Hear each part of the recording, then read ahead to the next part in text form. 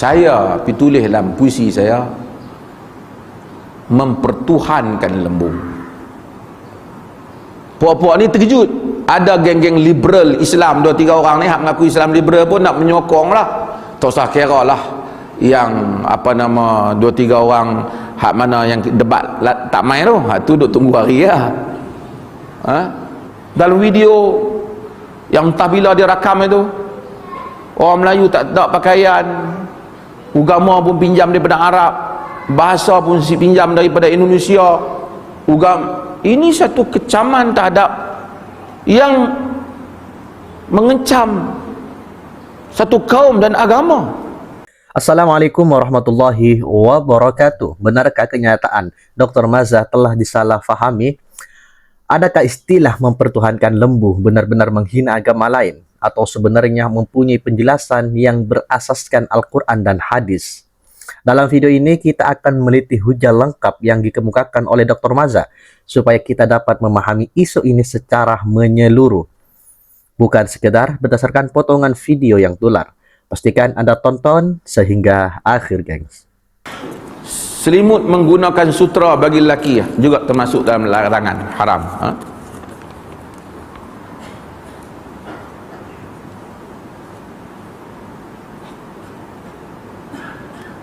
Duit simpan 10,000 lebih, bila bayar zakat tinggal 10,000 juga. Macam mana? Tahun depan tak bayar zakat dah. Betul ke pendapat tu? Apa ni? Bayar zakat tahun ni, tahun depan ada lagi, kita bayar lagi. Kita kira lah tuan-tuan, bukan sekali ya bayar zakat, cukup haul kena bayar zakat.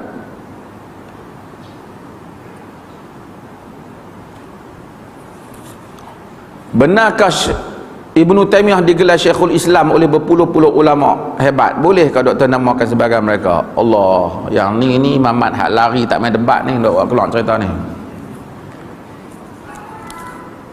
Ibnu Taimiyah disebut Syekhul Islam. Sebut nama hak depa kenal lah.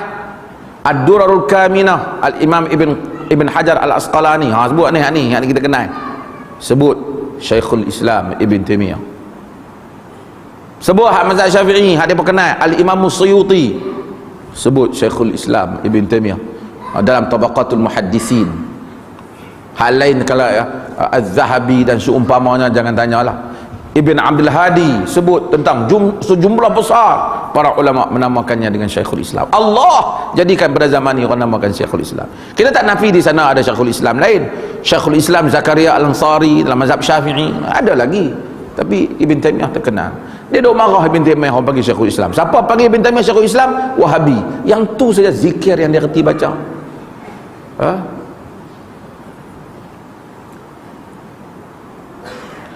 Saya nikah Jumaat ni insya-Allah, minta doktor doakan semoga segalanya berjalan lancar dan sehingga berkah. Kita doa Allahumma barik lahu warhamhu, Allahumma barik lahuma warhamhuma waj'alahuma fil khair wa jam'ahuma fil khair. Semoga Allah berkati perkahwinan. Ya Allah rahmati dan berkatilah perkahwinan sahabat kita ni. Dia main mengaji malam ni insya-Allah.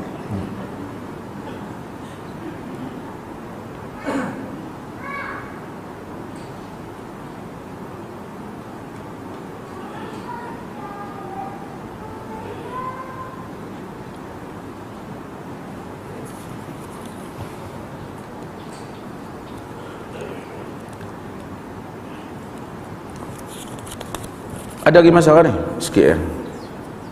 Apa dia Pak Yah yang nama tulis masalah? Doktor bezakan menghina sembahan dengan menyatakan. Dia ada, saya sebut sikit lah, pasal mungkin ada orang main nak dengar kan. Yang ni makan untuk makan 10 pagi. Tak apa. Pertama, kita kena tahu ada satu kumpulan Hindraf. Hindraf ni tuan-tuan tahulah daripada dulu, tapi duka cita pada zaman Pak Loh, mereka buat macam-macam. Mereka orang telah claim bahawa Malaysia ni nak buat ethnic cleansing, sehingga bawa penghapusan ethnic case tu dibawa pergi ke British. ke UK, nak dibawa, kononnya kerajaan Malaysia nak menghapuskan satu etnik. Tak tahulah atas apa siasah zaman tu, pilantik dia tu jadi menteri. Tapi mereka tu tetaplah macam tu. Bila Zakir Naik datang ke Malaysia, depa ni buat bising. Kononnya Zakir Naik akan menimbulkan ketegangan antara agama. Tuan-tuan boleh tengok video mereka maki orang Islam, maki orang Melayu.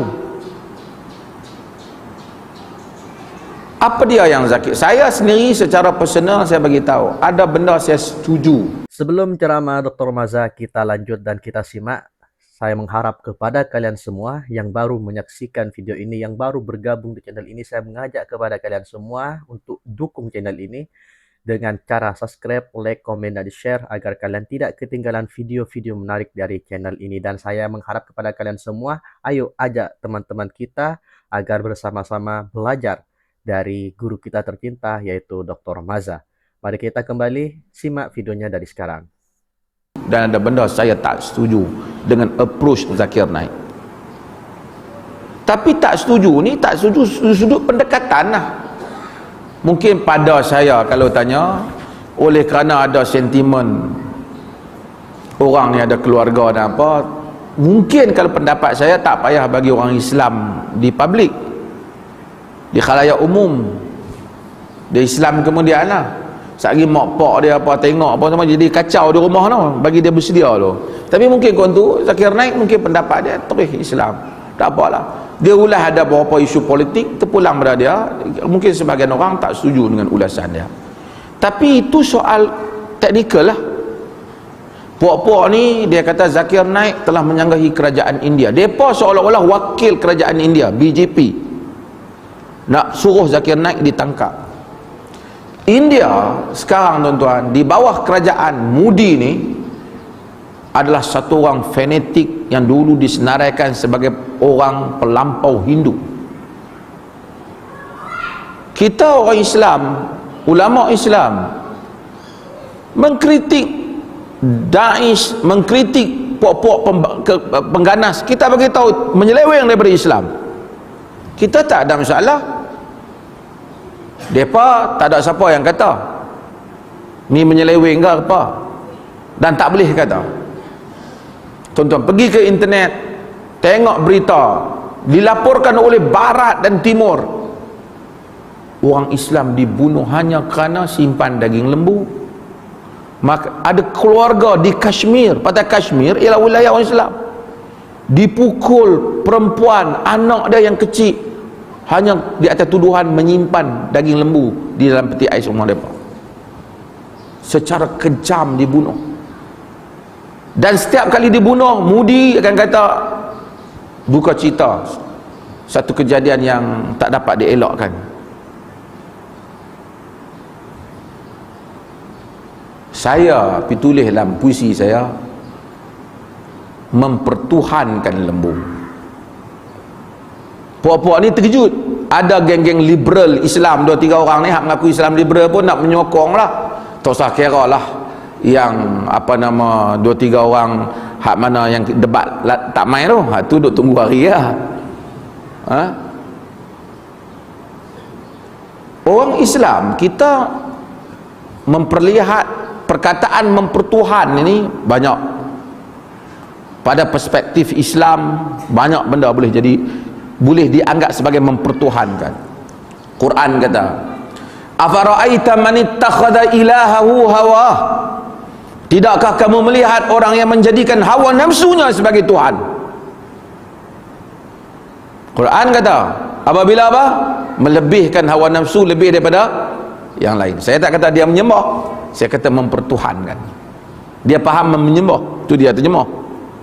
Dulu orang suruh mengaji sekolah Melayu, pergi mengaji sekolah lain.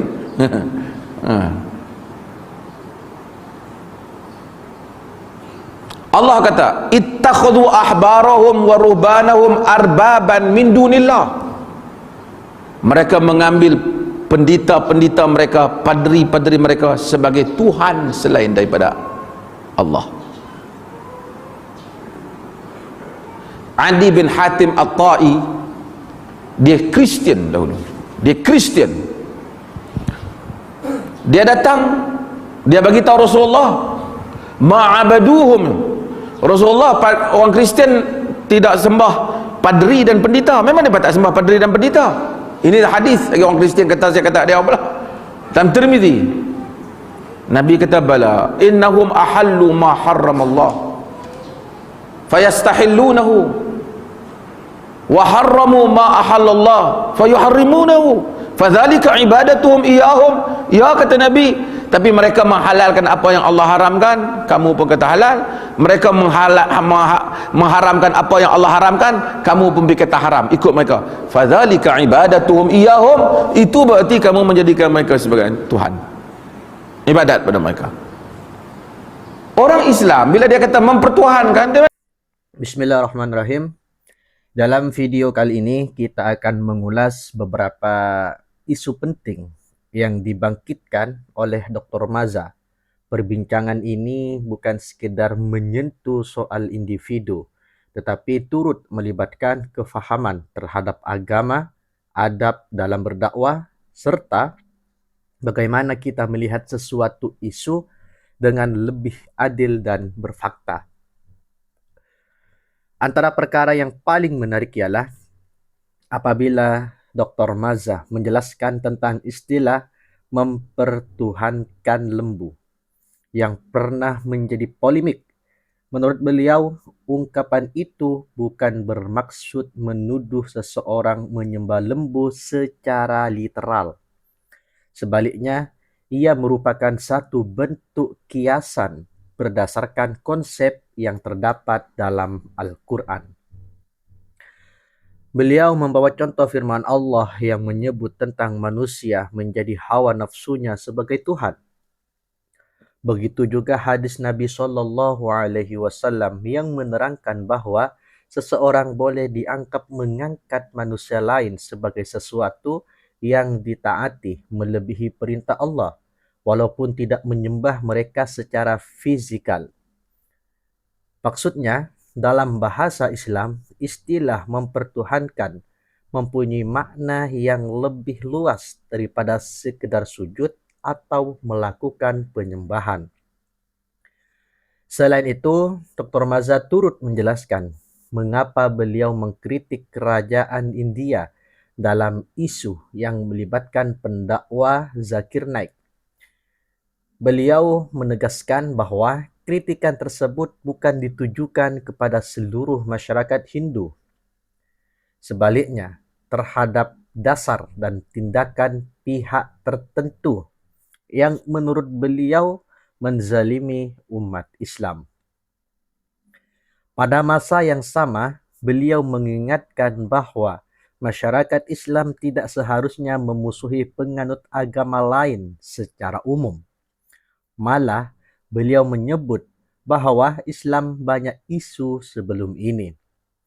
Beliau juga pernah mempertahankan hak masyarakat, bukan Islam, berdasarkan prinsip keadilan yang diajar oleh Islam.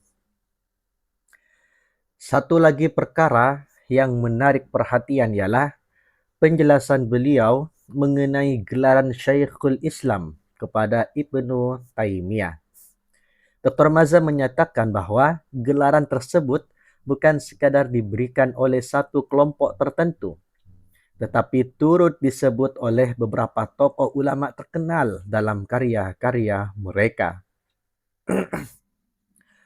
Beliau juga menegaskan bahwa penggunaan gelaran itu tidak bermaksud menafikan ulama lain yang turut menerima gelaran yang sama pada zaman berbeda. Apa yang boleh kita pelajari daripada keseluruhan penjelasan ini ialah pentingnya memahami sesuatu kenyataan mengikut konteks asal. Kadangkala satu potongan video yang pendek boleh menimbulkan salah faham apabila tidak didengar secara lengkap. Sebelum kita membuat kesimpulan atau menghukum seseorang, lebih baik kita meneliti penjelasan penuh agar tidak berlaku fitnah atau salah tafsir. Dalam masa yang sama, sebagai umat Islam kita juga diajar supaya berdakwah dengan hikmah, menjaga adab ketika berbeza pandangan, serta mengelakkan permusuhan yang tidak membawa manfaat kepada masyarakat. Kesimpulannya, Dr. Mazam menegaskan bahwa kritikan beliau adalah terhadap tindakan dan dasar yang dianggap tidak adil, bukannya terhadap sesuatu kaum atau agama secara keseluruhan. Beliau juga menjelaskan bahwa istilah mempertuhankan digunakan dalam konteks kepahaman Islam yang mempunyai makna lebih luas daripada sekedar penyembahan.